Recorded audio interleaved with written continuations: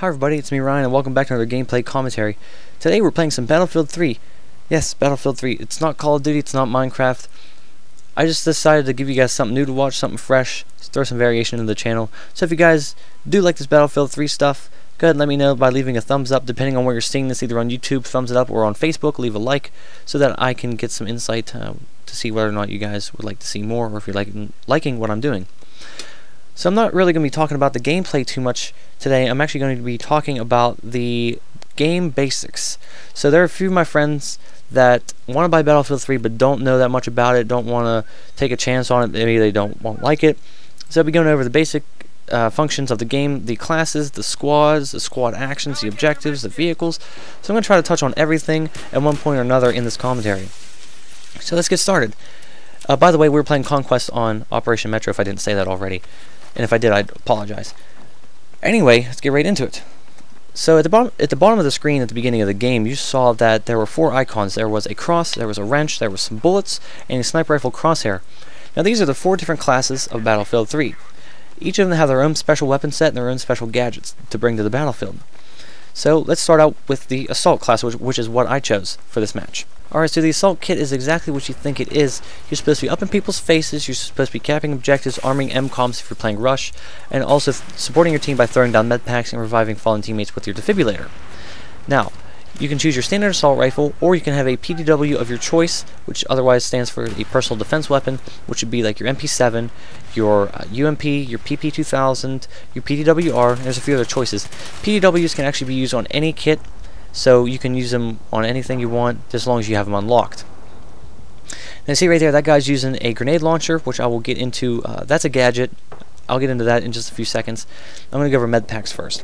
Whenever you take damage in Battlefield 3, your health will eventually regenerate, but there is a, I think it might be a 5 or 10 second gap once you start taking damage, and after you stop, before your health starts coming back, and it will start coming back pretty slow. Now, if you have a med pack, there's no time to wait. You'll immediately start regaining health at twice the rate of the normal regeneration. So you'll be getting health twice as fast, so you get in the battle back into the battle twice as fast. So you can actually throw this down for you and your teammates also to regain health. If you throw it down for your teammates, you will score some nice points. 10 points for a regular heal and 20 points for a squad heal, which I'll go over squad actions in a minute. That's just later on in the commentary probably. Now, you have the defibrillator also, which if a teammate goes down, you see a little skull and crossbones above him. He just got it revived, and there's also be a little icon sometimes. You run over to the defibrillator, take him, and just put the paddles right on the guy, and you will score a nice 100 points for bringing that guy back to life. And I have a tactical flashlight right now on my FAMAS. I just want to show you guys that real fast. You can turn it on and off. There's a lot of attachments on these guns, which again will be later on in the commentary. And also the Assault class can be varied, I guess. You can switch out your med kit for actually a M320 grenade launcher or a MASS shotgun. Now, like I said, this will take over your spot for your med pack, so you won't be able to heal yourself. But if your assault teammate comes by and he'll throw down a med pack, that's, you can do it like that. But you will not use your defibrillator. There are no gadgets that will replace the defibrillator, so you will have that at all times. So next class we will go over is the Engineer. The Engineer kit is probably one of the most versatile kits in the game, just because that it can be modified to conquer any situation, well, just about any situation you may run into on the battlefield, even if it's not on any vehicle-based map, just like this one. But the main function of the Engineer is to use your launchers to take out enemy ground and air targets, and also use your repair tool to repair your own ground and air vehicles. Now, the launchers you do come equipped with would be on the American side the SMAW, and on the Russian side the RPG-7 version 2. And you also get a carbine to use, or a PDW of your choice. Now, these weapons, the SMAW and the RPG-7, are free fire. They don't have a lock on them, so you can't lock onto enemy vehicles. So they're mainly used for in the beginning until you unlock different weapons to use, or different launchers to use, would be to take out enemy tanks, or even you can shoot them into a room and take out personnel, but that's not really the whole function of it. Eventually you will unlock the anti-air and anti-tank missiles, such as the Javelin, and also the Stinger missiles as well, and those can be pretty helpful. The Javelin is actually really helpful on vehicle-based maps. It's usually a 1 or 2 shell disable, which I'll get into disabling a little bit later once we talk about vehicles. So the engineer can also have the M15 anti-tank mine and also the EOD bot. The EOD stands for Explosive Ordnance Disposal. This little robot will take place of your repair tool, and so will the tank, or the anti-tank mines will take place of your repair tool.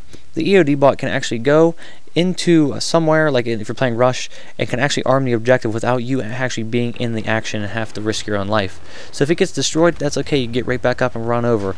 You can even park it and leave it sit until you need it. So you can go hide it somewhere by an objective, and if they start getting closer to it, or if you die, you can spawn back in, get your little controls out, and just drive them right back over.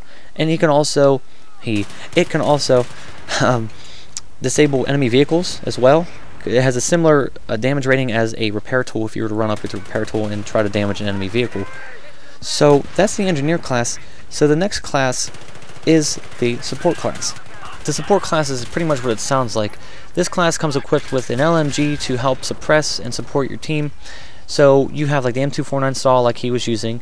You also have, what else do you have? The PKP, the MG36, the M240 Bravo, M60. So I mean you have a pretty wide array of LMGs to choose from, and also you can pick a PW if you do wish. Now the main idea of the support class is not only to have a giant gun where you can just run around and just lay round after round into the enemy without having to reload. It's also used to give your teammates ammunition.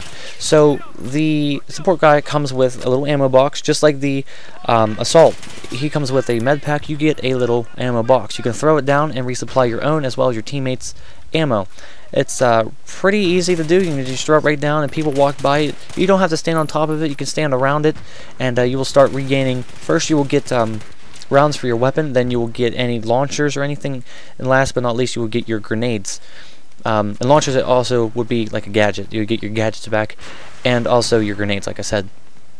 So the support class doesn't really have too many gadgets to choose from. You have the C4 plastic explosives and also the M18 Apras mine, which would also be a claymore. The C4 is actually pretty useful on the support class. You can blow holes in walls, you can blow parts out of buildings, you can actually take out tanks. You can run up to a tank, put 2 packs of C4, run away, boop, blow it up, it'll take out a tank. So you can almost be like an engineer kind of, and then you can just throw an ammo pack down and get your own C4 right back. The claymore, of course, is an anti-personnel mine, which if anybody walks by it, boom, blows up. It usually takes out a person once they hit it, but it actually can take out 2 people if they're standing in the right spots. Many times I've been walking down corridors and somebody had a claymore set up, and then my teammate would step on it, he would blow up, and I'd be right in front of, or right behind him. It would blow up, and then he'd just like fly back, and then I'd be almost dead. So it is capable of taking out 2 personnel at one time. So just keep that in mind. But you only get 1 claymore per. Like you only come with 1 claymore. If you do throw down an ammo pack, I believe you do get an extra claymore. Once you set it down, I'm pretty sure you get an extra one. Or you can use the explosive specialization, which will give you some extra claymores. So that's pretty much it for the support class. You know, this one's doesn't have too many things, you know, about it. So the next and final class we'll move on to is the support class. I mean the recon class. So the whole idea of using the recon class is actually to spot enemies and also take out enemies from a distance. Now, to spot enemies, all you have to do is look at an enemy that you have view of, hit the back button on Xbox, hit the select key on the PlayStation, or hit the Q key on default controls for your PC. Now what this does is puts a little orange dot above someone's head, like you see that guy just mowed down the bushes with my revolver. He had a little dot above his head. Whenever you look at an enemy and you spot him, that will be available for you and anybody else that can clearly see him, to have a plain line of sight for them to see, and he will be easier to target and easier to pick off at a distance. And plus he will also show up on your mini-map. I said that weird, your mini-map. Anyway, the recon class also comes with a TUGS motion sensor, which you can sit down and it will detect motion and display it on your mini-map, and also a mobile spawn point, which would be like your radio beacon, which is, it's technically called a radio beacon. So that if you have squad mates, you see on the left hand side right next to my mini map, you see the green names and the different like little symbols. What that is that's my squad. You can have up to 4 players in the squad, and you can spawn on each other. So if you die and you don't feel like running back, if a squad mate's alive and he's farther ahead, you can spawn right on top of him. So that'll score them points and also get you closer to the battle. So your mobile spawn point will count as a extra soldier for your squad to spawn onto. And you can spawn on it yourself, but it will be destroyed once you spawn on it one time. But if your teammates spawn on it, it won't be destroyed unless somebody destroys it, of course. So you have, whenever you have your recon class, you will have, like I said, your high-powered rifles. So it could be your semi-automatic, like SKS, or like your M40, or your SV98 or an L96. So there's a bunch of different choices, or even a PDW, which if you want to get XP for your recon class, and you don't feel like sitting there sniping the entire time, you're not getting enough kills, I recommend you put on a PDW and run around with it. I've gotten a lot of XP doing that. And also, the recon class is different. Whenever it comes to sniping, it's different. Everything in Battlefield is affected by gravity, so it's not like Call of Duty where if someone could be 2 miles down the road and you put your crosshair right on him and it will hit exactly where you have your crosshair. Battlefield's not like that. If he's 2 miles down the road, you're gonna have to aim up a pretty good bit, maybe about 2 mil dots, I'd have to say, probably, if that kind of range. You probably have about 2 mil dots, and you shoot it, and you can actually watch a bullet curve down and will hit your enemy. So you have to keep that in mind whenever you're shooting people at a distance with your sniper rifle, or even like in a tank, or shooting rockets from far distances. Everything is affected by gravity in Battlefield. Okay, so that's the end of the class explanation part of the video. We still have a few things to go over still, which include, let's see, squad actions and bonuses, ribbons, medals, dog tags, what else? Game modes and vehicles, and I think that's just about it. So let's get into squad actions and bonuses. Now, whenever you're in a squad, which the game actually puts you in a squad if you're not in one already at the beginning of a match, or if you join in late, if there's an extra slot, it will automatically put you in. So you'll pretty much be in a squad the entire time, unless everybody leaves. Now, you can do so by going to the game menu at any time, either during the game or whenever you're respawning, and you can go to the game menu, you can go to the squads sub-menu, and you can either leave or rejoin a different squad. Now, whenever you're in a squad, you're entitled to your bonuses. Now, there's a lot of bonuses, but I'll just go over the basic few. You get an extra bonus for healing your squad mates, for resupplying them, for reviving them, for them spawning on you, for you spawning on them, they'll get a bonus. And there's a few other things. So you just gotta experiment with your squad and see what all bonuses that you can achieve throughout a game. Because believe me, just like 10 or 20 points, if you did enough, it will rack up a lot of points for you. So sooner or later, you're gonna get a ribbon, a medal, or a dog tag. Now, what are these? Ribbons are awarded to the player for doing specific tasks during a match. So like doing 5 headshots, I think it's 5. You will get your accuracy ribbon. For reviving some teammates, you'll get your medical efficiency ribbon. For resupplying, you'll get the resupply efficiency ribbon. I mean, there's just so many ribbons you can get.